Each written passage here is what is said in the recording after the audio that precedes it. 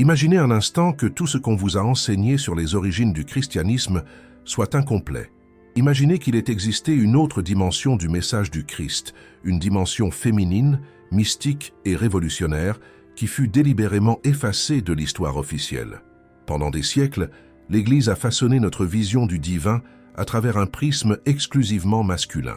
Père, Fils, Saint-Esprit, tous présentés comme des entités masculines, dirigeant un univers où le féminin n'existe qu'en position de soumission et de silence.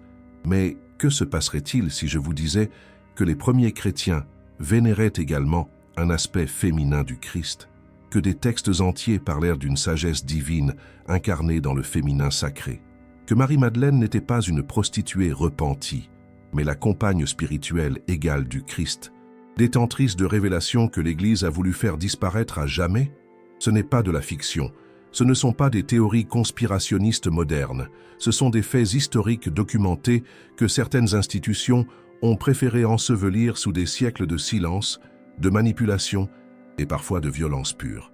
Vous vous êtes peut-être déjà demandé pourquoi Marie-Madeleine, si proche du Christ selon les évangiles canoniques eux-mêmes, a été transformée en prostituée repentie dans l'imaginaire collectif. Pourquoi les femmes, si présentes dans les récits de la résurrection, ont été progressivement écartées des positions de leadership spirituel jusqu'à disparaître complètement des hiérarchies ecclésiastiques. Pourquoi certains textes anciens parlent d'une compagne du Christ avec une révérence qui dépasse celle accordée aux apôtres masculins les plus vénérés. Ces questions ne sont pas nouvelles. Elles hantent les couloirs des universités de théologie depuis des décennies, alimentent les recherches des historiens les plus sérieux et résonnent dans le cœur de millions de croyants qui sentent qu'il manque quelque chose d'essentiel à leur foi. Une dimension qui, si elle était révélée, transformerait radicalement notre compréhension non seulement du christianisme, mais de la nature même du divin. Aujourd'hui, nous allons explorer ensemble cette vérité interdite.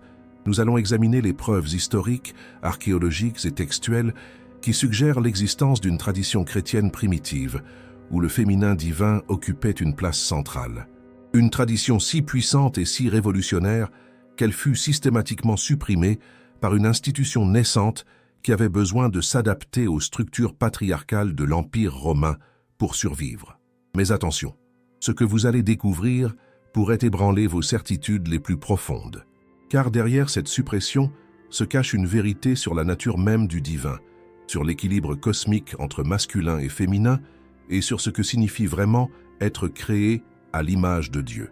Si cette image inclut intrinsèquement le féminin aussi bien que le masculin, alors 15 siècles de théologie patriarcale ont amputé l'humanité de la moitié de sa nature divine. Les implications sont vertigineuses. Si le Christ avait effectivement une compagne spirituelle égale, si des femmes dirigeaient les premières communautés chrétiennes, si des textes entiers révélaient les enseignements secrets transmis par cette lignée féminine, alors nous ne parlons pas seulement d'une correction historique, nous parlons d'une révolution spirituelle qui remet en question l'autorité même de l'Église institutionnelle telle que nous la connaissons. Êtes-vous prêt à ouvrir cette porte interdite? À explorer ces couloirs de l'histoire que certains ont voulu murer à jamais? Car une fois que vous aurez vu ce qui se cache derrière le voile, il n'y aura plus de retour en arrière possible. Votre foi, votre compréhension du divin, votre relation même à la spiritualité seront transformées à jamais. Les manuscrits anciens parlent enfin. Les symboles cachés dans l'art chrétien révèlent leurs secrets millénaires. Les traditions orales préservées dans l'ombre par des lignées secrètes émergent enfin à la lumière du jour, et ce qu'elles nous racontent remet en question non seulement 15 siècles d'interprétation officielle, mais notre compréhension même de ce que signifie être humain dans sa relation au sacré. Car au cœur de cette révélation se trouve une vérité encore plus dérangeante. Nous ne sommes pas des créatures déchues attendant passivement un salut extérieur. Nous sommes des êtres divins ayant oublié notre nature originelle, des étincelles du feu cosmique appelées à retrouver l'union sacrée entre nos aspects masculins et féminins intérieurs. Cette union, cette hiérogamie ou mariage sacré, représente la véritable voie vers l'illumination, une voie que l'Église patriarcale a voulu fermer pour maintenir son monopole sur le salut. Préparez-vous à découvrir le Christ féminin que l'Église a caché. Préparez-vous à rencontrer la Sophia divine, cette sagesse éternelle qui complète et équilibre l'aspect masculin du Logos. Préparez-vous à comprendre pourquoi cette révélation fut si dangereuse qu'elle nécessita la destruction de bibliothèques entières, la persécution de communautés entières et la réécriture complète de l'histoire des origines chrétiennes. Le voyage que nous entamons ensemble n'est pas qu'une exploration intellectuelle. C'est un pèlerinage vers votre propre nature divine oubliée, vers cette part de vous qui a toujours su que la vérité était bien plus vaste et plus belle que ce qu'on vous avait enseigné. Pour comprendre comment le féminin divin a été systématiquement effacé du christianisme, nous devons remonter au IVe siècle, à un moment crucial de l'histoire qui déterminera le visage du christianisme pour les 15 siècles suivants, le concile de Nicée en 325 après J-Pensée. Sous l'empereur romain Constantin, le christianisme accède au statut de religion d'État, mais cette reconnaissance officielle s'accompagne d'une transformation radicale de la nature même du mouvement christique. Ce qui était à l'origine une spiritualité révolutionnaire, égalitaire et mystique, devient progressivement une institution hiérarchique calquée sur les structures de pouvoir impérial. Cette institutionnalisation implique des choix cruciaux qui façonneront l'avenir de la chrétienté. Les dirigeants ecclésiastiques de l'époque doivent répondre à des questions fondamentales. Quels textes seront considérés comme authentiques? Quelles traditions seront préservées? Quelles voix seront autorisées à parler au nom du Christ? Et surtout, quel modèle d'autorité spirituelle sera reconnu comme légitime? Les recherches académiques contemporaines révèlent que cette sélection ne fut pas guidée uniquement par des considérations théologiques pures. Parmi les centaines de textes circulant dans les premières communautés chrétiennes, ceux qui accordaient une place importante aux femmes et au féminin divin furent systématiquement écartés du canon officiel. Cette exclusion suivait une logique politique claire. Pour que le christianisme soit accepté comme religion d'État par l'Empire romain, il devait se conformer aux normes sociales patriarcales de l'époque. L'Empire romain, malgré sa relative tolérance religieuse, était fondamentalement une société patriarcale où les femmes n'avaient aucun droit politique et où l'autorité masculine était considérée comme naturelle et divine. Les cultes qui accordaient des positions de leadership aux femmes, comme certains mystères dionysiaques ou isiaques, étaient tolérés en tant que pratiques religieuses privées, mais ne pouvaient prétendre au statut de religion officielle. Les manuscrits de Nag Hammadi, découverts en Égypte en 1945, nous offrent un aperçu fascinant de cette christianité alternative qui fut délibérément supprimée. Ces textes, cachés dans des jarres de terre cuite pendant plus de 1600 ans par des moines qui refusaient de les livrer à la destruction, présentent un Jésus enseignant autant aux femmes qu'aux hommes, révélant des mystères divins à des disciples féminines et parlant d'un équilibre cosmique entre principes masculins et féminins. Certains spécialistes de l'histoire du christianisme primitif, comme Elaine Pagels de l'Université de Princeton ou Bart Ehrman de l'Université de Caroline du Nord, suggèrent que cette suppression du féminin sacré répondait à des impératifs politiques autant que théologiques. Pour que le christianisme obtienne la légitimité nécessaire à son statut de religion impériale, il devait démontrer qu'il était compatible avec l'ordre social existant, y compris la subordination des femmes. Ainsi, les textes qui présentèrent des femmes comme leaders spirituelles, qui parlèrent de la sagesse divine sous une forme féminine, la Sophia, ou qui suggéraient que la divinité elle-même transcendait les catégories de genre, furent progressivement marginalisés, puis ouvertement interdits. Cette marginalisation ne se fit pas du jour au lendemain, mais suivit un processus méthodique qui s'étala sur plusieurs siècles. Les bibliothèques de certaines communautés chrétiennes alternatives furent confisquées sous prétexte d'hérésie. Leurs textes sacrés, considérés comme apocryphes ou gnostiques, furent systématiquement détruits. Leurs traditions orales, transmises de maître à disciple depuis les origines, furent silenciées par la persécution et l'intimidation. Une véritable campagne d'effacement historique se mit en place, si efficace que pendant des siècles, nous avons cru que cette vision patriarcale du christianisme était la seule qui ait jamais existé. Le processus de canonisation des Écritures lui-même révèle cette intention d'effacement.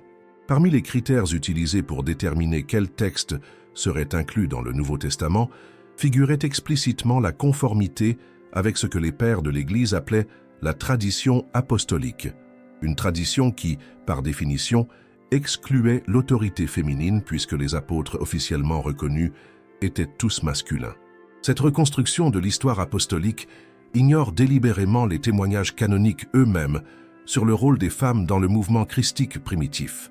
L'Épître aux Romains de Paul mentionne Phœbe comme diaconesse, Priscille comme enseignante et Junias comme apôtre, mais ces références sont soit minimisées, soit réinterprétées pour les rendre compatibles avec l'idéologie patriarcale naissante. Mais les traces subsistent, malgré cette campagne d'effacement systématique, dans les coins d'ombre de l'histoire officielle, dans les traditions ésotériques préservées par des groupes marginaux, dans les symboles cachés que nous redécouvrons aujourd'hui dans l'art chrétien. Ces traces nous racontent une autre histoire du christianisme, une histoire où le divin féminin n'était pas un concept étranger importé de religions païennes, mais une réalité vivante et célébrée au cœur même du message christique. Cette révélation n'est pas seulement historique, elle est profondément spirituelle et personnelle, car si le féminin divin fut effacé de nos traditions, il fut également effacé de notre propre compréhension de nous-mêmes en tant qu'êtres spirituels. Retrouver cette dimension perdue, c'est retrouver une part essentielle de notre propre nature divine. Si cette révélation vous interpelle, si vous sentez qu'il est temps de redécouvrir ces vérités cachées qui résonnent dans les profondeurs de votre être, alors vous êtes au bon endroit. Ici, nous explorons sans tabou les aspects méconnus de l'histoire spirituelle. Nous donnons la parole aux textes oubliés, aux traditions silenciées, aux voix qui ont été effacées des livres d'histoire officiels. Rejoignez cette communauté grandissante de chercheurs de vérité en vous abonnant à la chaîne. Car ce voyage ne fait que commencer, et chaque révélation que nous allons partager ensemble vous rapprochera de la compréhension totale de ce mystère millénaire qui transforme quiconque ose l'approcher avec un cœur ouvert et un esprit libre. Même dans les textes qui ont survécu à la sélection officielle et sont devenus nos évangiles canoniques, les traces du féminin divin sont omniprésentes pour qui sait les voir. Ces indices, impossibles à effacer complètement malgré les révisions successives, révèlent l'importance réelle des femmes dans le message originel du Christ. Observons d'abord qui était présent aux moments les plus cruciaux et les plus dangereux de la vie du Christ. Lors de la crucifixion, quand la plupart des disciples masculins avaient fui par peur des représailles romaines, ce sont les femmes qui sont restées fidèles au pied de la croix. Marie-Madeleine, Marie de Béthanie, Marie mère de Jacques, Salomé. L'évangile de Matthieu précise: il y avait là plusieurs femmes qui regardèrent de loin. Elles avaient accompagné Jésus depuis la Galilée pour le servir. Ce terme « servir », diakonéo en grec, est loin d'être anodin. C'est exactement le même terme qui sera utilisé plus tard pour désigner le ministère des diacres dans l'Église primitive. Ces femmes n'étaient donc pas de simples suivantes passives, mais des collaboratrices actives, investies de responsabilités ministérielles reconnues. Plus révélateur encore, dans tous les évangiles canoniques sans exception, ce sont des femmes qui découvrent le tombeau vide et deviennent les premiers témoins de la résurrection. Marie-Madeleine est systématiquement mentionnée en première position dans ces récits. Dans l'évangile de Jean, Jésus lui apparaît en premier et lui confie la mission historique d'annoncer sa résurrection aux apôtres masculins. Cette primauté féminine dans l'événement le plus important du christianisme n'est pas anodine. Dans la société juive du 1er siècle, le témoignage des femmes n'avait aucune valeur légale devant un tribunal. Si les rédacteurs des évangiles avaient voulu inventer une histoire crédible pour leur époque, ils n'auraient jamais fait des femmes les premiers témoins de la résurrection. Le fait qu'ils aient conservé cette primauté féminine, malgré cette difficulté culturelle majeure, suggère que cette réalité était si ancrée dans la tradition orale originelle qu'elle ne pouvait être effacée sans détruire la crédibilité même du récit. Analysons également le rôle spécifique de Marie-Madeleine dans les textes canoniques. Contrairement à l'image de prostituée qui lui sera attribuée des siècles plus tard par le pape Grégoire le Grand, les évangiles la présentent comme une disciple de premier plan. Elle fait partie du groupe restreint qui accompagne Jésus dans ses déplacements, elle est présente au moment décisif et surtout, elle reçoit des révélations directes du Christ ressuscité. L'évangile de Luc, 8:1-3, mentionne explicitement qu'elle fait partie des femmes qui assistaient Jésus et les 12 de leurs biens. Le terme grec utilisé, diakonéo, est le même qui désignera plus tard le ministère diaconal. Marie-Madeleine exerçait donc une fonction ministérielle officiellement reconnue dans la communauté primitive. Dans l'évangile de Jean, la relation entre Jésus et Marie-Madeleine révèle une intimité spirituelle extraordinaire qui transcende tous les autres rapports décrits dans les textes canoniques. Lors de la résurrection, elle est la première à qui Jésus apparaît. Il l'appelle par son nom. Myriam en araméen, et elle le reconnaît instantanément comme Rabouni, terme qui signifie non pas simplement maître, mais mon maître bien-aimé, expression d'une intimité spirituelle profonde. Ce dialogue révèle une connexion unique qui dépasse le rapport habituel maître-disciple. Jésus confie à Marie-Madeleine la mission historique d'annoncer sa résurrection aux autres apôtres. Il fait d'elle la première évangélisatrice, la première à proclamer la bonne nouvelle de la victoire sur la mort. Les pères de l'Église primitive la surnommeront d'ailleurs Apostola Apostolorum, l'apôtre des apôtres. Mais c'est peut-être dans les paroles mêmes attribuées à Jésus que nous trouvons les indices les plus troublants sur l'importance du féminin divin. Quand il parle de la sagesse divine, il utilise constamment des métaphores féminines. La sagesse qui est justifiée par ses enfants, Matthieu 11, 19, l'image de la poule qui rassemble ses poussins sous ses ailes, Matthieu 23, 37, la référence à l'Esprit Saint qui couve la création comme une mère. Dans la tradition hébraïque, la sagesse, Okma en hébreu, Sophia en grec, est systématiquement personnifiée au féminin. Le livre des Proverbes la présente comme la compagne de Dieu dans la création. L'Éternel m'a possédé dès le commencement de ses voies, avant ses œuvres les plus anciennes. Proverbe 8, 22. Cette sagesse divine féminine était donc parfaitement familière à Jésus et à ses auditeurs juifs. Les paraboles elles-mêmes révèlent cette sensibilité au féminin sacré. Jésus compare constamment le royaume des cieux à des activités typiquement féminines de l'époque. La femme qui pétrit la pâte et fait lever toute la masse, Matthieu 13, 33, celle qui recherche sa pièce perdue avec une lampe, Luc 15, 8, 10, les vierges sages qui attendent l'époux avec leurs lampes allumées, Matthieu 25, 1, 13. Ces images ne sont pas de simples métaphores choisies au hasard pour illustrer des vérités spirituelles. Elles révèlent une vision du divin qui valorise et sanctifie l'expérience féminine, qui reconnaît dans les gestes quotidiens des femmes des analogies légitimes avec l'action divine elle-même. Plus nous examinons les évangiles canoniques avec un œil critique libéré des préjugés patriarcaux, plus nous réalisons qu'ils contiennent en filigrane les traces d'une tradition spirituelle où le féminin divin occupait une place centrale. Ces traces ont survécu à 15 siècles de suppression systématique, comme des fragments d'une vérité plus vaste, qui demande à être redécouverte et restaurée dans sa plénitude originelle.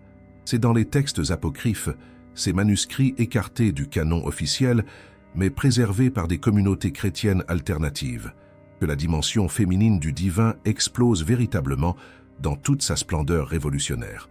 Ces documents, loin d'être des créations tardives ou fantaisistes, représentent souvent des traditions aussi anciennes que les évangiles canoniques, mais qui développent des aspects du message christique que l'Église institutionnelle a choisi de supprimer. L'évangile de Marie, probablement rédigé au IIe siècle et conservé dans plusieurs versions coptes et grecques, présente Marie-Madeleine non pas comme une simple disciple privilégiée, mais comme la véritable dépositaire des enseignements secrets du Christ. Dans ce texte extraordinaire, Jésus révèle à Marie des mystères cosmiques qu'il n'a partagés avec aucun autre disciple, des visions sur la nature de l'âme et son ascension vers le divin. Le dialogue entre Marie et les apôtres après la résurrection révèle une autorité spirituelle que rien dans les sources canoniques ne laissait soupçonner avec une telle évidence. Quand Pierre lui demande de partager les enseignements secrets qu'elle a reçus, Marie répond « Ce qui est caché à vous, je vais vous le révéler ». Elle décrit alors une vision mystique où l'âme dialogue avec les puissances cosmiques lors de son ascension vers la lumière divine. Mais le plus troublant survient quand Pierre conteste l'autorité de Marie. Est-ce que vraiment le Sauveur s'est entretenu avec une femme sans que nous le sachions et pas ouvertement? Devons-nous tous nous convertir et écouter cette femme? La réponse de Lévi est révélatrice. Pierre, tu as toujours été prompt à la colère. Maintenant, je te vois contester cette femme comme le font les adversaires. Mais si le Sauveur l'a rendue digne, qui es-tu donc pour la rejeter? Assurément, le Sauveur la connaît très bien. C'est pourquoi il l'a aimée plus que nous. Ce terme « aimer » dans la version grecque originale utilise le mot « agapao », l'amour divin, l'amour qui transcende le temporel pour toucher l'éternel. Marie-Madeleine est présentée comme l'être humain, ayant atteint le niveau d'union spirituelle le plus élevé avec le Christ, non pas en raison d'une quelconque faiblesse émotionnelle, mais grâce à sa capacité supérieure de réception des mystères divins. L'évangile de Philippe, encore plus explicite, révèle la dimension cosmique de cette relation. Il présente Marie-Madeleine comme la compagne, koinonos en grec du Sauveur, terme qui implique une égalité parfaite, un partenariat spirituel total, où chaque partie complète l'autre dans une union transcendante. Le texte précise de manière troublante: la compagne du Sauveur est Marie-Madeleine. Le Seigneur l'aimait plus que tous les disciples et il l'embrassait souvent sur la bouche. Les autres disciples en étaient offensés et exprimaient leur désapprobation. Il lui disait: « Pourquoi l'aimes-tu plus que nous tous ?» Cette description du baiser sur la bouche, qui choque tant les disciples masculins, n'a rien d'érotique dans le contexte gnostique de l'époque. Elle symbolise la transmission directe de la connaissance divine, gnosis, l'initiation aux mystères les plus profonds par un contact spirituel immédiat. Dans les traditions initiatiques méditerranéennes, le baiser représentait le transfert du pneuma, l'esprit divin, du maître à l'initié. Ces textes ne parlent donc pas d'une relation charnelle, mais d'une union mystique entre les principes masculins et féminins du divin. Marie-Madeleine représente la Sophia, la sagesse divine personnifiée, l'aspect féminin de Dieu qui complète et équilibre l'aspect masculin incarné par le Christ. Leur union symbolise la totalité divine retrouvée, l'harmonie cosmique originelle avant la chute qui sépara les opposés.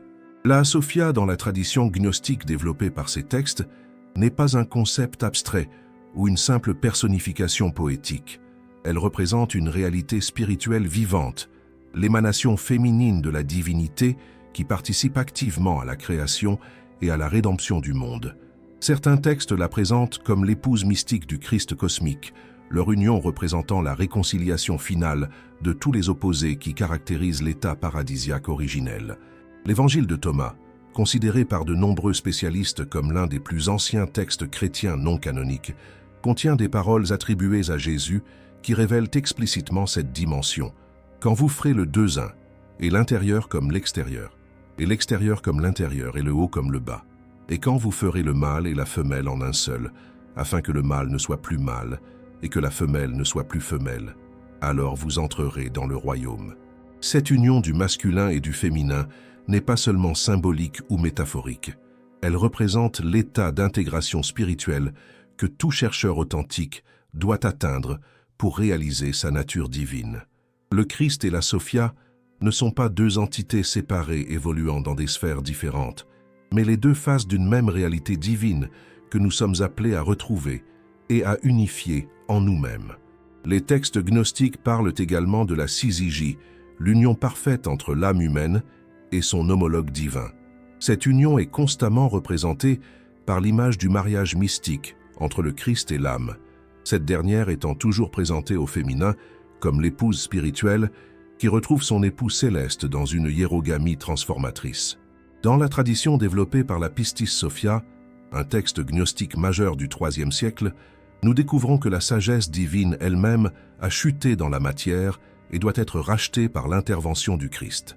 Cette chute de la Sophia représente symboliquement l'éloignement de l'humanité de sa nature divine originelle, et sa rédemption symbolise le processus par lequel nous retrouvons notre état d'union avec le divin. Maintenant, j'aimerais que vous preniez un moment pour vraiment ressentir l'impact profond de ces révélations sur votre compréhension spirituelle. Comment ces découvertes sur l'union sacrée entre le Christ et la Sophia résonnent-elles dans les profondeurs de votre être? Sentez-vous qu'une part de votre âme se réveille à l'écoute de ces vérités longtemps cachées? Partagez dans les commentaires ce que vous ressentez en découvrant cette dimension féminine du divin. Décrivez-nous si cela transforme votre vision de la spiritualité, si cela répond à des questions que vous portiez depuis longtemps sans pouvoir les formuler. Votre témoignage authentique pourrait éclairer d'autres chercheurs de vérité dans leur propre quête spirituelle et contribuer à cette renaissance collective de la conscience divine intégrale. L'histoire de Marie-Madeleine constitue peut-être l'exemple le plus frappant et le plus révoltant de la manipulation historique systématique opérée par l'Église institutionnelle. Comment une disciple de premier plan, la première témoin de la résurrection, celle que les textes appellent l'apôtre des apôtres, celle qui, selon les évangiles apocryphes, était la compagne spirituelle égale du Christ, a-t-elle pu être transformée en prostituée repentie dans la mémoire collective chrétienne? Cette transformation dramatique ne s'est pas faite du jour au lendemain par une erreur d'interprétation innocente. Elle résulte d'une campagne délibérée et systématique de dévalorisation qui s'étend sur plusieurs siècles, culminant avec la déclaration officielle du pape Grégoire le Grand en 591, qui amalgame délibérément Marie-Madeleine avec la femme pécheresse mentionnée dans l'évangile de Luc. Cette confusion n'est pas accidentelle. Elle répond à un besoin politique et théologique précis, éliminer de la mémoire chrétienne toute figure féminine qui pourrait revendiquer une autorité spirituelle égale à celle des apôtres masculins. En transformant la disciple la plus proche du Christ en prostituée repentie, l'Église patriarcale accomplit un double objectif. Elle élimine un modèle de leadership féminin tout en créant un archétype de soumission féminine parfaitement adapté à ses besoins. Idéologique. Pourtant, une analyse rigoureuse des textes originaux révèle une réalité diamétralement opposée. Dans les évangiles canoniques, aucun élément textuel ne permet d'identifier Marie-Madeleine à une prostituée. Au contraire, elle est systématiquement présentée comme une femme de condition sociale élevée, capable de financer le ministère de Jésus avec ses propres ressources et jouissant d'une liberté de mouvement remarquable pour l'époque. Le qualificatif Magdalène lui-même révèle son statut social.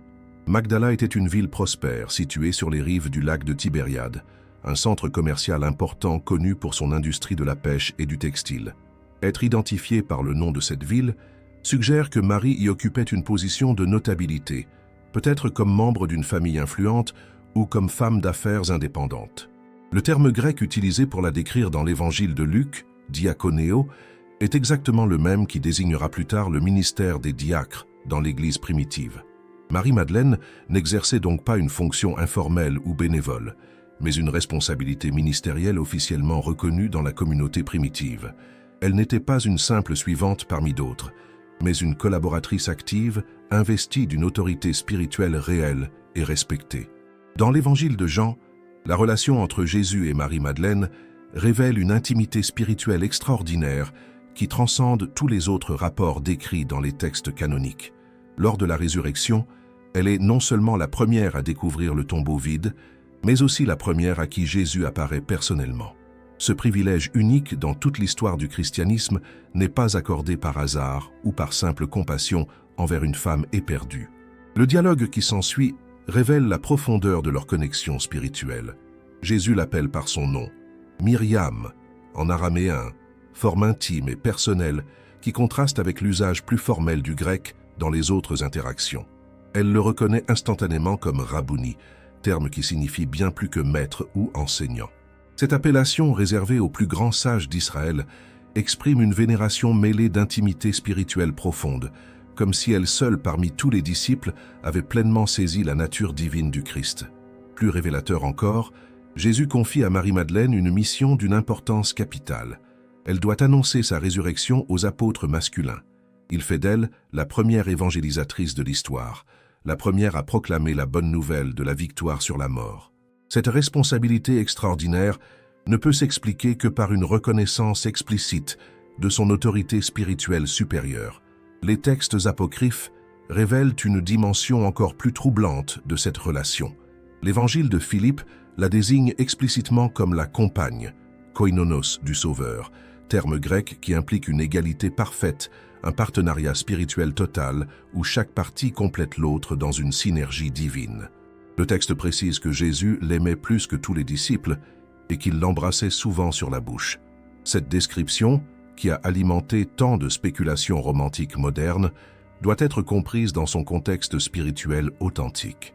Dans les traditions initiatiques de l'époque, le baiser sur la bouche symbolisait la transmission directe de la connaissance divine, gnosis, l'initiation aux mystères les plus profonds par un contact pneumatique immédiat.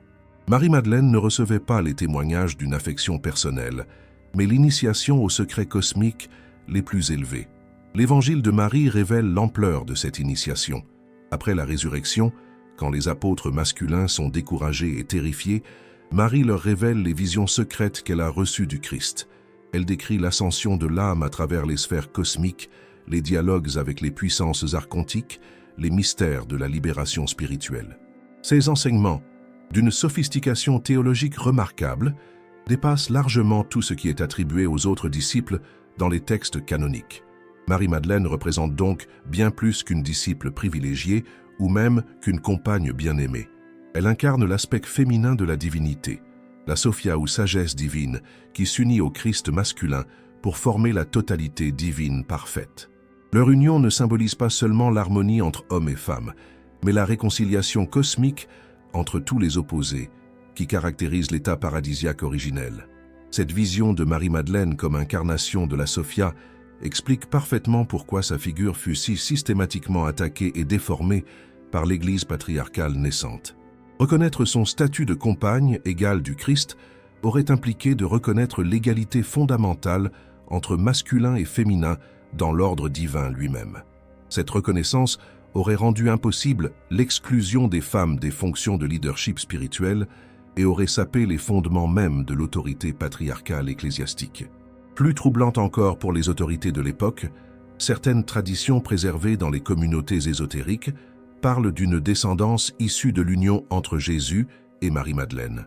Non pas nécessairement une descendance charnelle, bien que cette possibilité ne puisse être écartée, mais surtout une lignée spirituelle, une transmission de la gnose divine qui se perpétue à travers les générations d'initiés. Cette lignée spirituelle serait constituée de ceux qui ont reçu l'initiation complète au mystère du masculin et du féminin unis, qui ont intégré en eux-mêmes l'union du Christ et de la Sophia. Ces enfants spirituels de l'union divine seraient les véritables héritiers du message originel, les gardiens de la tradition complète face à l'Église patriarcale qui n'en a conservé qu'une version amputée. Les légendes européennes, particulièrement développées dans le sud de la France, parlent de l'arrivée de Marie-Madeleine en Gaule après la crucifixion, portant avec elle le Graal, traditionnellement interprété comme le calice ayant recueilli le sang du Christ. Mais certains initiés aux traditions ésotériques suggèrent que le véritable Graal était la gnose elle-même, la connaissance divine intégrale transmise par Marie-Madeleine aux premières communautés européennes. Ces communautés auraient préservé en secret la tradition du féminin divin, la transmettant à travers les siècles malgré les persécutions systématiques. Les cathares du Moyen-Âge, les Templiers, certains courants de l'alchimie européenne, les traditions de la Rose-Croix seraient les héritiers directs de cette transmission secrète. Aujourd'hui, alors que nous redécouvrons ces textes oubliés et que la conscience moderne s'ouvre à une spiritualité plus intégrative, nous réalisons que Marie-Madeleine n'était pas seulement une disciple remarquable ou même une compagne privilégiée. Elle était l'incarnation même de cette dimension féminine du divin que l'Église patriarcale a voulu effacer pour des raisons purement politiques. Sa réhabilitation ne représente pas seulement une correction historique tardive, mais une révolution spirituelle profonde, qui remet en question 15 siècles d'interprétation exclusivement masculine du message christique.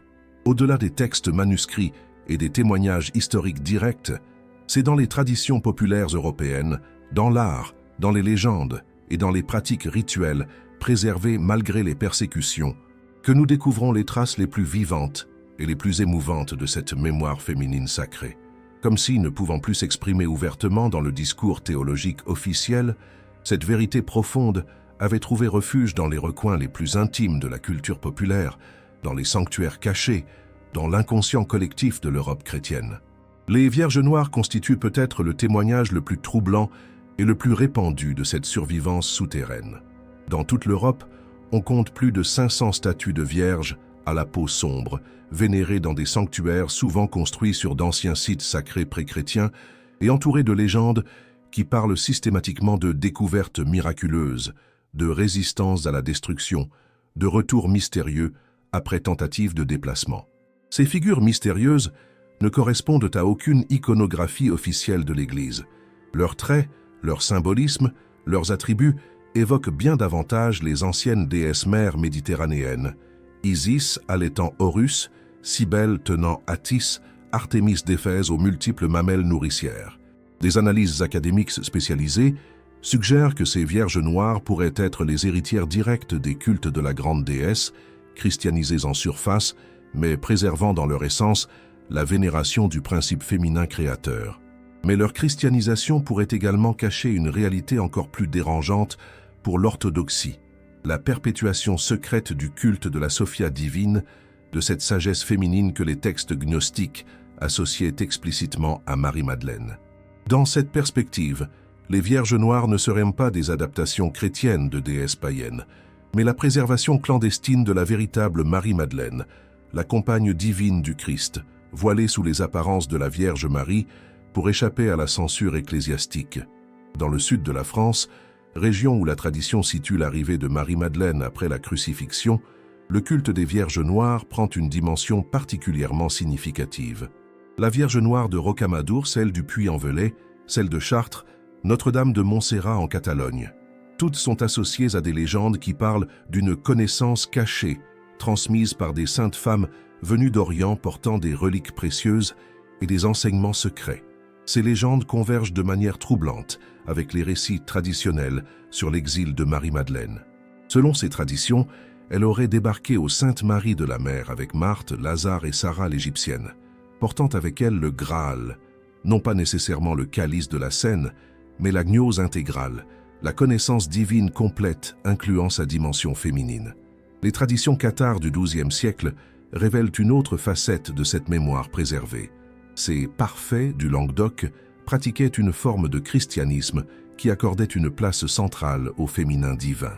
Ils vénéraient l'Esprit Saint sous une forme explicitement féminine, considéraient que l'Église de Rome avait trahi le message originel du Christ et préservait des textes secrets qui auraient contenu les véritables enseignements christiques. Plus troublant encore, les cathares parlèrent d'un livre secret contenant les révélations authentiques du Christ, transmis directement par Marie-Madeleine elle-même aux premières communautés gnostiques. Ce livre aurait contenu non seulement la révélation de l'union mystique entre le Christ et la Sophia, mais aussi les pratiques spirituelles concrètes permettant d'atteindre cette union transformatrice en soi-même. La croisade contre les Albigeois, 1209-1229, et l'Inquisition qui suivit ne visaient pas seulement à éliminer une hérésie régionale. Elles cherchaient à éradiquer définitivement cette mémoire alternative du christianisme, cette tradition qui remettait en question l'autorité exclusive de Rome et révélait l'existence d'une voie spirituelle complète que l'Église officielle avait délibérément amputée de sa dimension féminine. Mais même après l'extermination physique des cathares, la tradition souterraine persista avec une ténacité remarquable. Elle trouva refuge dans certains ordres monastiques où des abbesses visionnaires comme Hildegarde de Bingen développaient une théologie mystique du féminin divin. Elle survécut dans l'alchimie médiévale avec sa quête obsessionnelle de l'union des opposés et du mariage royal entre le soufre masculin et le mercure féminin. Elle s'infiltra dans les confréries artisanales, particulièrement chez les compagnons bâtisseurs des cathédrales gothiques. L'architecture gothique elle-même révèle cette influence persistante. Les rosaces, véritables mandalas de pierre qui transforment les cathédrales en vulves cosmiques, les labyrinthes tracés au sol de certains édifices sacrés, l'orientation précise de ces constructions selon des considérations astronomiques liées au cycle lunaire. Tout suggère l'influence d'une tradition initiatique qui dépasse largement la théologie officielle et intègre des éléments de cosmologie sacrée liés au féminin divin. Les Templiers représentent un autre maillon crucial de cette chaîne de transmission occulte. Officiellement gardiens des lieux saints, ils développèrent pendant leurs 2 siècles d'existence une spiritualité syncrétique remarquable qui intégrait des éléments de la mystique islamique, de la Kabbale juive et probablement de traditions gnostiques préservées en Orient depuis les premiers siècles du christianisme. Certaines recherches académiques spécialisées suggèrent que les Templiers auraient eu accès à des manuscrits anciens conservés dans les bibliothèques de Constantinople, d'Alexandrie ou de Jérusalem. Ces textes auraient pu contenir des versions complètes des évangiles apocryphes, révélant la dimension féminine du message christique dans toute son ampleur révolutionnaire. L'arrestation simultanée de tous les Templiers le 13 octobre 1307 et leur procès pour hérésie révèle peut-être la volonté de l'Église d'éliminer une tradition qui menaçait son monopole doctrinal. Les accusations portées contre eux, adoration d'une tête mystérieuse appelée Baphomet, pratiques initiatiques secrètes, négation de certains dogmes, vénération d'idoles féminines, suggèrent qu'ils avaient effectivement préservé et développé une tradition alternative qui incluait la dimension féminine du divin. Cette tradition ne disparut pas avec les Templiers. Elle se fragmenta, se dispersa, mais continua à circuler dans des réseaux souterrains de plus en plus discrets. L'alchimie européenne, avec sa quête obsessionnelle de l'union des opposés et ses références constantes au mariage mystique en portent la trace évidente. Plus tard, la Renaissance hermétique, les sociétés initiatiques des XVIIe et XVIIIe siècles, certains courants du romantisme européen continueront à véhiculer, sous forme de plus en plus cryptée, cette mémoire du féminin divin christique. La transformation du christianisme primitif en institution hiérarchique exclusivement masculine ne résulte pas d'une évolution naturelle ou d'une interprétation spontanée des textes sacrés. Elle est le produit d'une stratégie délibérée et méthodiquement appliquée, mise en œuvre sur plusieurs siècles, pour éliminer systématiquement tout ce qui pouvait remettre en question l'autorité patriarcale naissante et la structure de pouvoir que l'Église cherchait à établir dans l'Empire romain. Les premiers témoignages explicites de cette résistance institutionnelle au leadership féminin apparaissent dès le IIe siècle avec des figures comme Tertullien, l'un des pères de l'Église les plus influents. Vers l'an 200, il écrit dans son traité de la prescription contre les hérétiques. Il n'est pas permis à une femme de parler dans l'Église, ni d'enseigner, ni de baptiser, ni d'offrir le sacrifice eucharistique, ni de revendiquer pour elle aucune fonction masculine, encore moins la fonction sacerdotale. Cette prohibition radicale et sans nuance contraste violemment avec la réalité documentée des premières communautés chrétiennes. L'Épître aux Romains de Paul mentionne explicitement Phoebe comme diakonos, diacre, de l'église de Cenchreae. Priscille est présentée comme enseignant à Apollos, un prédicateur pourtant reconnu et respecté. Junias est qualifiée d'apôtre, au même titre que les 12, avec la mention précise qu'elle était remarquable parmi les apôtres. Mais progressivement, ces figures féminines d'autorité sont soit complètement occultées des récits officiels, soit systématiquement réinterprétées pour les rendre compatibles avec l'idéologie patriarcale naissante.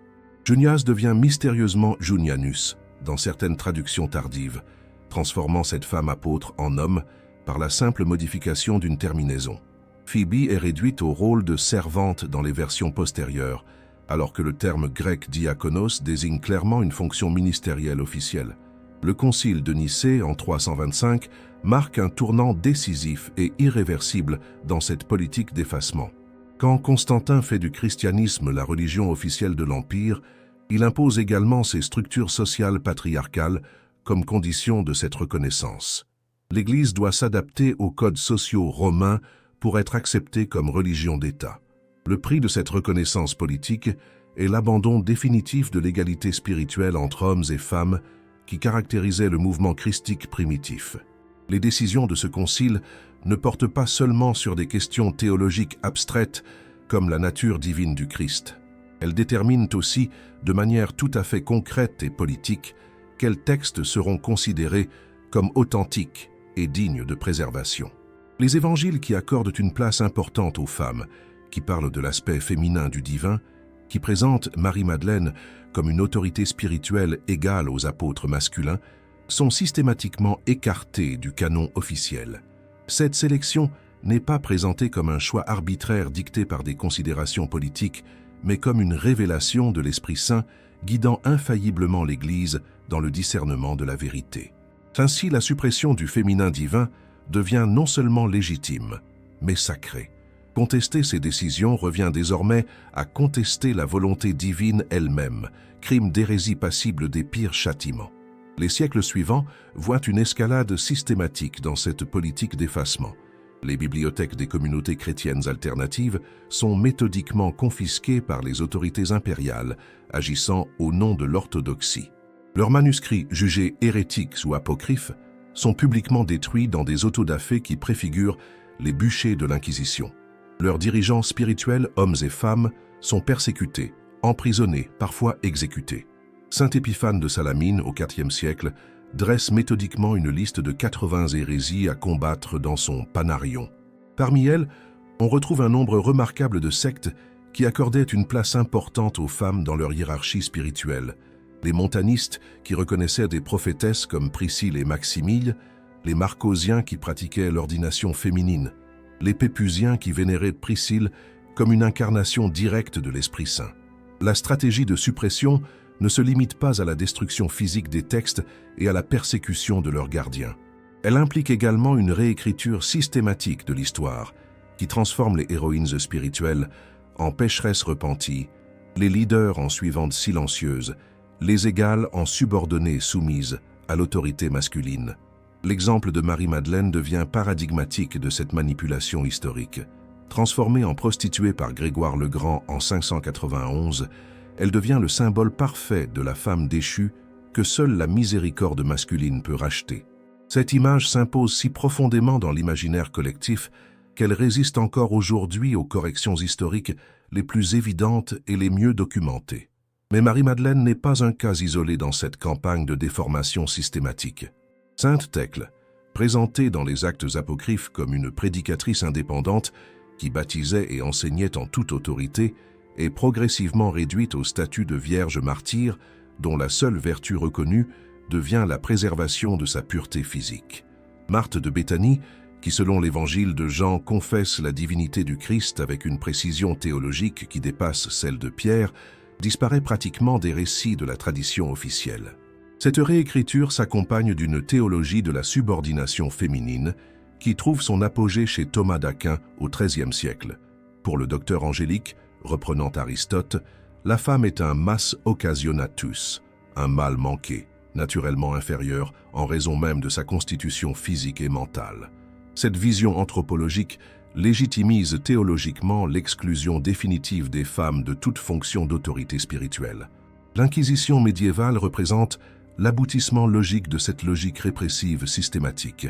Créée officiellement pour lutter contre l'hérésie cathare, elle développe rapidement une obsession particulière pour les femmes qui prétendent à une relation directe avec le divin sans médiation masculine. Les béguines, ces femmes mystiques qui vivent en communauté sans prendre de vœux officiels sous autorité masculine, deviennent des cibles privilégiées de cette persécution organisée. L'art chrétien, malgré la surveillance constante des autorités ecclésiastiques, recèle des trésors de symbolisme qui témoignent de la persistance souterraine et obstinée du féminin divin. Les artistes, contraints de respecter l'orthodoxie officielle dans leurs commandes, ont trouvé des moyens subtils et génieux de préserver cette mémoire interdite, encodant dans leurs œuvres des messages que seuls les initiés aux traditions ésotériques pouvaient déchiffrer et transmettre aux générations suivantes. Prenons l'exemple de la fameuse Scène de Léonard de Vinci, sans doute l'une des œuvres les plus analysées et débattues de l'art occidental. Officiellement, elle représente le dernier repas du Christ avec ses 12 apôtres masculins, scène canonique respectant parfaitement l'orthodoxie traditionnelle. Mais observez attentivement la figure assise à la droite immédiate de Jésus, dans la position d'honneur traditionnellement réservée aux disciples bien-aimés. Ses traits délicats et andrognes, sa silhouette gracile dépourvue de toute pilosité masculine, l'absence totale de barbe qui caractérise pourtant tous les autres personnages masculins, tout suggère une présence indéniablement féminine. Serait-ce Marie-Madeleine, la véritable disciple bien-aimée, occultée par la tradition patriarcale mais préservée secrètement par l'art initiatique? Cette interprétation, loin d'être fantaisiste, s'appuie sur une connaissance approfondie des codes artistiques de la Renaissance. Les peintres de cette époque, nourris d'hermétisme néo-platonicien et de traditions ésotériques redécouvertes, maîtrisaient parfaitement l'art de la dissimulation symbolique. Ils pouvaient faire passer des messages révolutionnaires sous le couvert de l'orthodoxie apparente, créant ainsi une double lecture de leurs œuvres. La symbolique de la rose, omniprésente dans l'art chrétien occidental, révèle cette dimension cachée avec une évidence troublante. Officiellement, la rose représente la pureté mariale, l'amour mystique de l'âme pour Dieu, la beauté divine manifestée dans la création. Mais dans la tradition ésotérique qui traverse souterrainement l'Europe médiévale, elle symbolise la vulve divine, l'organe créateur féminin par lequel la divinité engendre et régénère perpétuellement le monde. Les rosaces des cathédrales gothiques, véritables vulves de pierre ouvertes vers la lumière céleste, transforment ainsi ces édifices en temples de la grande déesse créatrice. Les labyrinthes tracés au sol de certaines cathédrales révèlent une autre facette de cette symbolique cachée du féminin sacré. Celui de Chartres, le plus célèbre et le plus parfaitement conservé, mesure exactement le même diamètre que la rosace ouest qui lui fait face. Cette correspondance géométrique n'est pas fortuite. Elle établit une relation symbolique consciente entre le parcours intérieur, le labyrinthe, et l'illumination divine, la rosace, entre le chemin de l'âme et sa destination lumineuse. Mais le labyrinthe, possède également une symbolique utérine évidente que les initiés médiévaux connaissaient parfaitement. Il représente le ventre de la terre-mère, le lieu de gestation spirituelle où l'âme meurt à son ego limité pour renaître à sa nature divine illimitée. Parcourir le labyrinthe, c'est symboliquement retourner au sein maternel cosmique pour y puiser une nouvelle naissance spirituelle, pour y retrouver l'union originelle avec la source féminine de toute vie. Les Vierges en majesté du Moyen-Âge révèlent une dimension encore plus troublante de cette préservation artistique du féminin divin. Marie y est représentée trônant avec une autorité souveraine, tenant l'enfant Jésus, mais sa gestuelle, ses attributs et sa symbolique évoquent irrésistiblement les anciennes déesses mères méditerranéennes, Isis allaitant Horus dans les temples d'Égypte, Cybèle tenant Attis en Anatolie, Déméter protégeant Perséphone dans les mystères d'Éleusis. Plus troublante encore, dans certaines représentations particulièrement audacieuses, l'enfant Jésus porte des traits manifestement féminins, des cheveux longs bouclés, une grâce androgyne qui défie les conventions iconographiques habituelles. Serait-ce là une manière cryptée de suggérer que le Christ possède une nature intrinsèquement androgyne, réconciliant en sa personne divine les principes masculins et féminins? Cette androgynie christique était centrale dans la gnose primitive et se retrouve préservée dans l'art officiel sous forme de codes visuels subtils. L'iconographie de l'Annonciation recèle également des secrets fascinants pour qui sait décrypter ces symboles ésotériques. L'Esprit Saint, traditionnellement représenté par une colombe descendant vers Marie, l'ensemence de lumière divine dans une scène qui évoque puissamment l'hiérogamie, le mariage sacré entre le divin et l'humain. Mais certains artistes particulièrement audacieux donnent à cette colombe des traits qui évoquent subtilement la Shekinah, la présence féminine de Dieu dans la tradition kabbalistique juive. Cette Shekinah, exilée de son époux divin par la chute cosmique selon la mystique juive, trouve en Marie le véhicule de sa réintégration dans la plénitude divine. L'Annonciation devient ainsi, pour les initiés capables de décoder ces références, le symbole de la réconciliation entre les aspects masculins et féminins de la divinité, de la réparation de la déchirure originelle qui avait séparé les polarités cosmiques complémentaires. Avant de continuer notre exploration de ces mystères artistiques, j'aimerais vous poser une question qui me permettra de mesurer la portée géographique de cette révélation. D'où regardez-vous cette exploration des symboles cachés en ce moment? Êtes-vous en France métropolitaine ou d'outre-mer, au Québec, en Belgique, en Suisse, au Maroc, en Afrique subsaharienne ou ailleurs dans le monde francophone? Écrivez-le en commentaire, car j'aimerais voir jusqu'où cette vérité sur le féminin divin résonne aujourd'hui à travers les continents. Nous sommes peut-être en train de vivre un réveil spirituel planétaire et votre présence ici, où que vous soyez, en témoigne et y contribue. Au cœur de la tradition gnostique se trouve une révélation qui bouleverse radicalement notre compréhension conventionnelle du divin.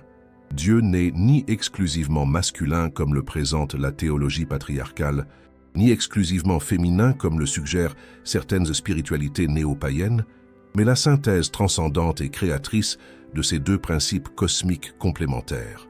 Cette vision révolutionnaire de l'androgynie divine explique parfaitement pourquoi la gnose fut si violemment combattue par l'Église patriarcale naissante, car elle remettait en question les fondements mêmes de l'autorité masculine exclusive. Les textes gnostiques parlent du plérôme, cette plénitude divine originelle où masculin et féminin existent dans une union parfaite et créatrice, bien antérieure à toute manifestation cosmique. Le Père primordial, source de toute existence, s'unit éternellement à sa parèdre divine, l'Enoia, la pensée première, pour engendrer les éons, ces émanations divines qui structurent et animent la réalité cosmique à tous ses niveaux.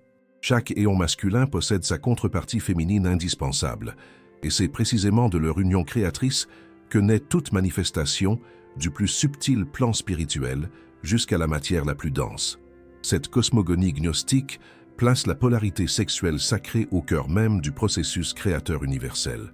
Il ne s'agit pas de la sexualité charnelle ordinaire, limitée et temporelle, mais de l'éros cosmique primordial, cette force d'attraction et d'union transcendante qui anime l'univers depuis ses fondements les plus intimes et les plus secrets. Comprendre cette vérité fondamentale, l'intégrer dans sa conscience et dans sa pratique spirituelle, c'est accéder à la gnosis authentique, cette connaissance transformatrice qui métamorphose l'être humain en théophanie vivante. Dans cette perspective gnostique révolutionnaire, la chute originelle ne résulte pas d'une simple désobéissance morale, comme l'enseigne la théologie conventionnelle, mais d'une séparation cosmique dramatique aux conséquences universelles. La Sophia, l'éon féminin de la sagesse divine, se sépare tragiquement de son parèdre masculin et chute dans la matière dense, perdant temporairement sa connexion avec la source lumineuse. Cette chute représente symboliquement l'exil du féminin divin, sa relégation dans un monde matériel déchu où elle ne peut plus exercer pleinement sa fonction créatrice et régénératrice authentique. La mission cosmique du Christ gnostique consiste précisément à réparer cette séparation fondamentale. En s'incarnant dans la matière, le logos divin masculin vient activement chercher sa sœur perdue, la Sophia exilée, pour la ramener conscientement à l'unité originelle perdue. Marie-Madeleine incarne parfaitement cette Sophia récupérée et restaurée, cette sagesse féminine qui retrouve son union créatrice avec le principe masculin du Christ dans une hiérogamie transformatrice. Leur relation transcende donc infiniment le simple rapport personnel ou sentimental pour revêtir une dimension cosmique et sotériologique majeure. Leur union mystique symbolise la réconciliation créatrice de tous les opposés apparents, esprit et matière, ciel et terre, lumière et ténèbres, masculin et féminin. Réaliser consciemment cette union sacrée en soi-même, c'est atteindre l'état christique authentique, devenir effectivement soi-même un Christ incarné et vivant. Les enseignements gnostiques révèlent des pratiques spirituelles spécifiques et concrètes pour atteindre cette réintégration transformatrice. La chambre nuptiale dont parlent certains textes avec révérence n'est pas un lieu physique externe, mais un état de conscience supérieure où l'adepte expérimente directement l'union des polarités divines en lui-même.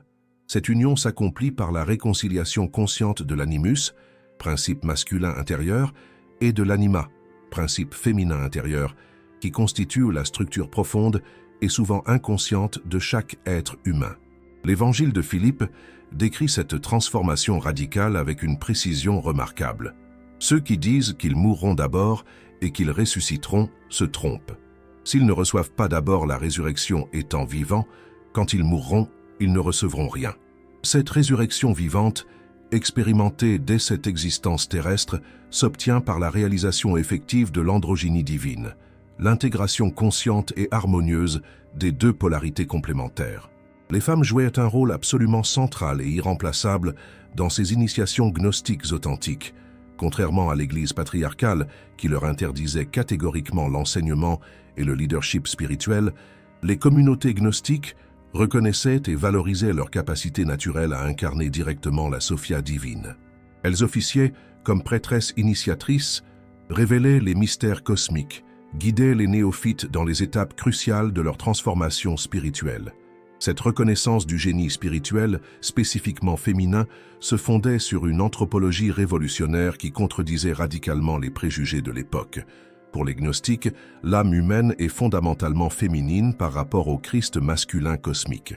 Tous les êtres humains, hommes et femmes sans distinction, sont appelés à devenir l'épouse mystique du Sauveur, à vivre cette union transformatrice qui transcende définitivement les limitations de l'ego séparé et mortel.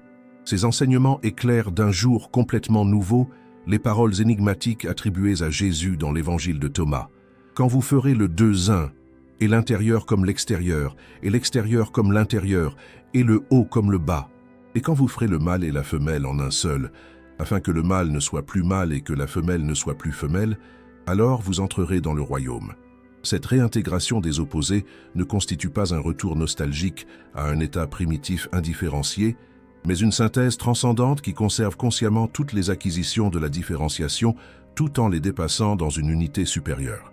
L'être spirituellement réalisé n'est ni masculin ni féminin au sens conventionnel, mais au-delà de cette dualité limitante, porteur en lui-même de la plénitude divine originelle restaurée.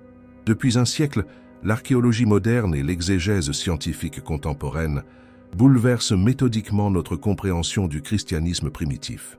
Les découvertes successives, analysées avec les outils les plus sophistiqués de la recherche académique, révèlent une réalité historique bien plus complexe, diverse et révolutionnaire que ne le suggère l'histoire officielle transmise par l'Église institutionnelle, confirmant de manière éclatante l'existence de traditions alternatives où le féminin divin occupait une place non seulement importante, mais centrale et structurante.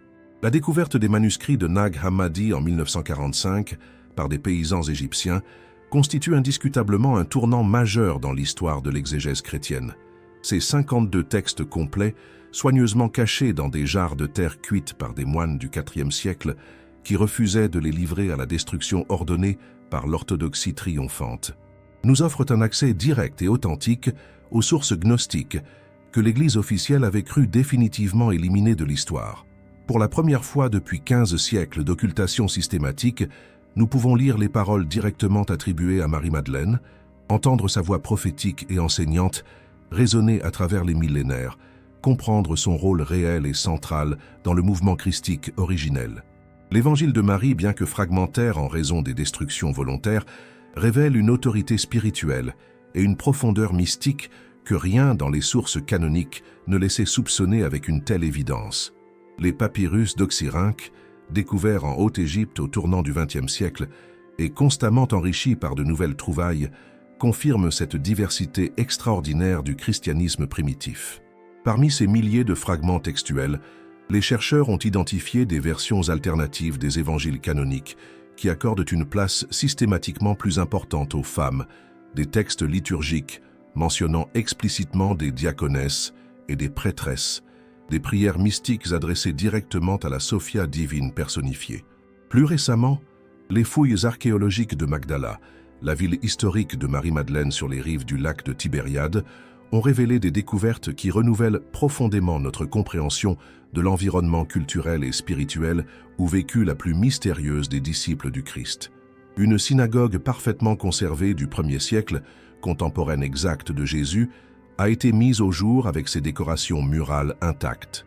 Une pierre sculptée particulièrement remarquable, découverte en 2009 et soigneusement analysée par les spécialistes, représente ce qui semble être un temple stylisé, orné de motifs floraux, évoquant puissamment le féminin sacré.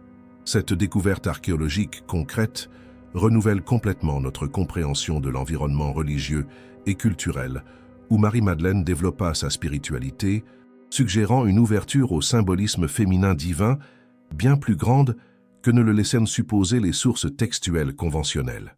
Les recherches épigraphiques les plus récentes apportent également leur lot de révélations déstabilisantes. L'inscription de Théodora, découverte dans la basilique Sainte-Praxède à Rome et datant des premiers siècles chrétiens, mentionne explicitement une Episcopa Théodora, littéralement évêque Théodora au féminin. Bien que l'Église officielle conteste vigoureusement cette interprétation pour des raisons évidentes, l'analyse paléographique la plus rigoureuse confirme sans ambiguïté possible la lecture de ce titre ecclésiastique au féminin. Dans les catacombes romaines des IIe et IIIe siècles, les fresques récemment restaurées et analysées avec les techniques les plus modernes révèlent une iconographie absolument étonnante. Des femmes y officient visiblement lors de cérémonies eucharistiques, bénissent les fidèles avec autorité, prêchent devant des assemblées mixtes.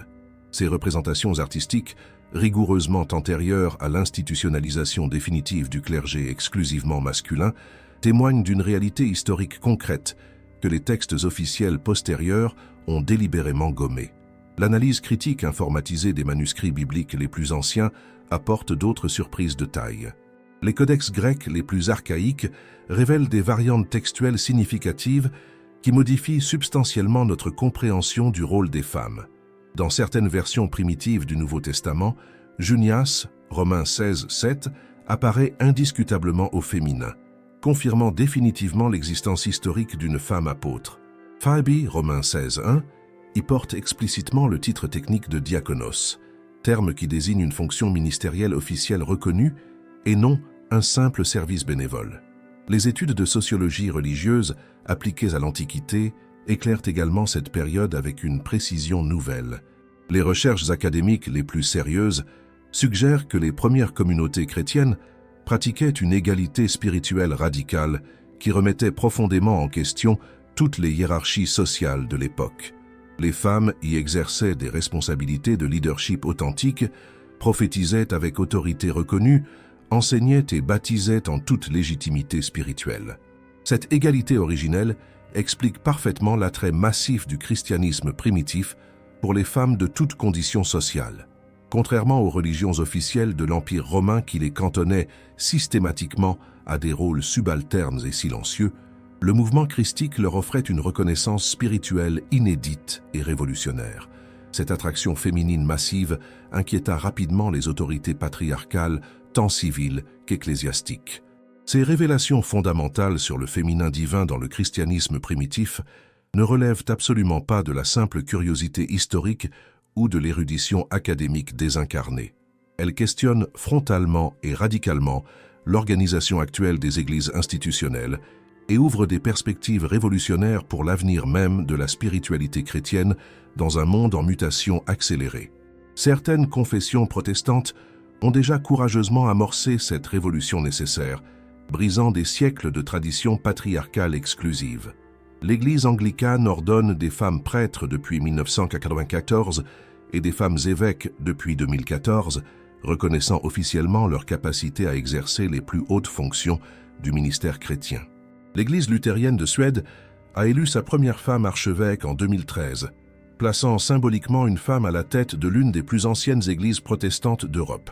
Ces évolutions courageuses ne constituent pas de simples adaptations sociologiques aux pressions de l'époque moderne. Elles représentent un authentique retour aux sources originelles du christianisme, une redécouverte de l'égalité spirituelle fondamentale qui caractérisait les premières communautés chrétiennes avant leur institutionnalisation patriarcale. La théologie féministe contemporaine, portée par des figures académiques remarquables comme Elisabeth Schussler Fiorenza de Harvard ou Rosemary Radford Ruther de Northwestern, développe une herméneutique biblique révolutionnaire qui révèle progressivement la richesse du féminin divin dans les textes sacrés eux-mêmes. Ces théologiennes de premier plan ne se contentent pas de revendiquer l'égalité civique pour les femmes dans les structures ecclésiastiques. Elles redécouvrent et restaurent des dimensions spirituelles authentiques que 15 siècles de patriarcat théologique ont occultées et appauvries. L'imagerie divine elle-même évolue profondément sous l'influence de ces recherches. Les traductions bibliques les plus récentes et les plus rigoureuses restituent progressivement la dimension féminine de certains termes hébreux fondamentaux. La Ruah, esprit de Dieu, retrouve sa féminité grammaticale et symbolique originelle. La Shekinah, présence divine, redevient la compagne mystique de Dieu dans la tradition kabbalistique. La Hokmah, sagesse divine, reprend sa place de co-créatrice cosmique aux côtés du Père dans la Genèse universelle. Cette évolution linguistique et théologique accompagne une transformation bien plus profonde de la conscience spirituelle contemporaine. De plus en plus de chrétiens à travers le monde ressentent viscéralement l'incomplétude existentielle d'une divinité conçue comme exclusivement masculine. Ils aspirent spontanément à une spiritualité plus intégrative qui reconnaisse et honore la dimension féminine du sacré, sans pour autant renier l'héritage traditionnel masculin. Les mouvements de renouveau spirituel les plus dynamiques intègrent naturellement cette dimension restaurée. Les communautés œcuméniques de Taizé, les nouveaux mouvements monastiques expérimentaux, certaines paroisses d'avant-garde développent des liturgies créatives qui honorent autant Marie-Madeleine que Pierre, qui invoquent la Sophia divine avec la même révérence que le Christ glorieux, qui reconnaissent l'égale dignité spirituelle de tous les baptisés. Cette évolution prometteuse n'est évidemment pas sans rencontrer de résistances institutionnelles importantes. L'Église catholique romaine maintient fermement son interdiction de l'ordination féminine, invoquant une prétendue tradition apostolique qui exclurait définitivement les femmes du sacerdoce. Mais cette position devient de plus en plus difficile à maintenir intellectuellement face aux découvertes historiques qui révèlent l'ampleur réelle de la participation féminine dans l'Église primitive. Certains théologiens catholiques progressistes de renommée internationale, comme Hans Küng ou Leonardo Boff, plaident courageusement pour une révolution copernicienne ecclésiologique qui rétablirait l'équilibre originel entre masculin et féminin dans la compréhension chrétienne du divin. Il s'appuie rigoureusement sur les sources patristiques les plus anciennes qui témoignent de cette dimension systématiquement occultée par l'histoire officielle. L'impact de cette redécouverte dépasse largement les frontières confessionnelles traditionnelles. Le mouvement œcuménique contemporain intègre progressivement cette dimension dans ses réflexions sur l'unité chrétienne future. Comment réconcilier authentiquement les églises séparées, sans réconcilier d'abord les principes masculins et féminins du divin? Comment restaurer l'intégralité du message christique en maintenant l'amputation historique de sa dimension féminine constitutive? Nous voici, arrivés au terme de cette exploration fascinante qui nous a mené des manuscrits cachés de Nag Hammadi aux cathédrales gothiques, des textes gnostiques aux découvertes archéologiques les plus récentes. Mais en réalité, nous ne faisons qu'entrevoir l'immensité de ce qui fut délibérément caché, nous ne touchons que la surface d'un océan de vérité qui attend encore d'être pleinement exploré et intégré dans notre conscience contemporaine. Car la vérité sur le Christ féminin dépasse infiniment la question historique de Marie-Madeleine, aussi importante soit-elle, ou même la place des femmes dans l'Église primitive. Cette révélation touche à l'essence même de ce que signifie être humain dans sa relation au divin, à la nature profonde de la réalité spirituelle qui nous entoure et nous habite. Pendant des siècles, on nous a enseigné que nous étions fondamentalement séparés de Dieu, que nous avions absolument besoin d'intermédiaires institutionnels pour accéder au sacré, que certains êtres humains étaient naturellement plus proches du divin que d'autres, en raison de leur genre, de leur statut social ou de leur fonction ecclésiastique. Mais les textes authentiques que nous avons explorés ensemble révèlent une réalité spirituelle radicalement différente et infiniment plus libératrice. Le message originel du Christ et de la Sophia réunis dans l'union sacrée proclame que chaque être humain, homme ou femme sans distinction, porte en lui la totalité divine complète. Nous ne sommes pas des créatures déchues, attendant passivement un salut extérieur, dispensé par des autorités religieuses, mais des étincelles divines incarnées appelées à réaliser consciemment notre nature christique originelle. Cette réalisation transformatrice passe nécessairement par l'intégration harmonieuse des principes masculins et féminins qui constituent notre essence spirituelle profonde. Cette vérité est profondément révolutionnaire car elle rend définitivement caduque tout système de domination spirituelle, toute hiérarchie basée sur l'exclusion ou la discrimination. Si chaque conscience humaine peut accéder directement à l'union divine par sa propre transformation intérieure, à quoi servent encore les hiérarchies exclusives et les systèmes de contrôle spirituel? Si le divin transcende infiniment les catégories de genre tout en les incluant harmonieusement, comment justifier encore la supériorité spirituelle de l'un sur l'autre? Comprendre profondément cette révélation, c'est comprendre exactement pourquoi cette tradition authentique fut si violemment et systématiquement supprimée pendant des siècles. Elle menaçait directement tous les pouvoirs établis, toutes les hiérarchies artificielles, tous les systèmes de contrôle des consciences. Elle annonçait prophétiquement un monde spirituel où chaque conscience éveillée devient un temple vivant du divin, où chaque union authentique, qu'elle soit charnelle ou purement spirituelle, manifeste concrètement l'union divine originelle. Aujourd'hui, cette vérité millénaire resurface avec une force irrésistible parce que l'humanité dans son ensemble est enfin prête à la recevoir et à l'incarner. Nous vivons une époque de transition majeure où les anciens modèles spirituels s'effondrent définitivement, où les consciences s'éveillent massivement à leur nature divine, où l'unité primordiale cherche à se manifester créativement à travers la diversité apparente des formes et des cultures. Vous qui avez suivi cette révélation transformatrice jusqu'au bout, vous qui avez ouvert votre cœur et votre intelligence à ces vérités longtemps occultées, vous faites partie de ceux et celles qui portent consciemment cette transformation planétaire. Votre quête sincère de vérité, votre refus courageux des réponses toutes faites, votre ouverture authentique aux dimensions cachées du réel vous désignent comme des acteurs conscients de ce renouveau spirituel global. Ne gardez surtout pas cette connaissance précieuse pour vous seul. Partagez-la généreusement, discutez-en ouvertement, approfondissez-la par votre pratique personnelle. Rejoignez cette communauté grandissante de chercheurs de vérité qui refusent courageusement les limitations imposées par 15 siècles de conditionnement patriarcal. Abonnez-vous à cette chaîne qui ose explorer les territoires interdits de la spiritualité authentique, qui donne la parole aux traditions occultées, qui restaure la mémoire spirituelle intégrale de l'humanité. Car cette révélation majeure sur le Christ féminin n'est qu'un début, qu'une ouverture vers des explorations encore plus profondes. Dans les prochaines investigations que nous mènerons ensemble, nous plongerons encore plus profondément dans ces mystères fascinants. Nous découvrirons d'autres figures spirituelles délibérément occultées, d'autres traditions supprimées par l'histoire officielle, d'autres vérités révolutionnaires qui attendent patiemment leur heure de résurrection collective. Le Christ féminin que l'Église patriarcale a voulu effacer de l'histoire renaît aujourd'hui dans chaque conscience qui s'éveille courageusement à sa propre divinité intégrale. Il renaît dans chaque union authentique qui transcende l'ego pour toucher l'éternel.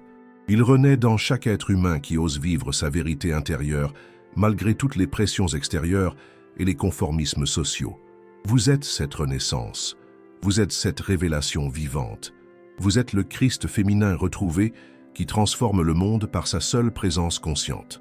L'heure du réveil spirituel global a définitivement sonné. L'heure de la vérité intégrale est enfin venue. Continuez cette exploration transformatrice en cliquant maintenant sur la vidéo suivante qui apparaît à l'écran. Les révélations que vous y découvrirez prolongeront et approfondiront cette transformation radicale de votre compréhension spirituelle, vous menant toujours plus loin sur le chemin de la vérité libératrice. Merci d'avoir regardé cette vidéo jusqu'à la fin. On se retrouve dans la prochaine vidéo.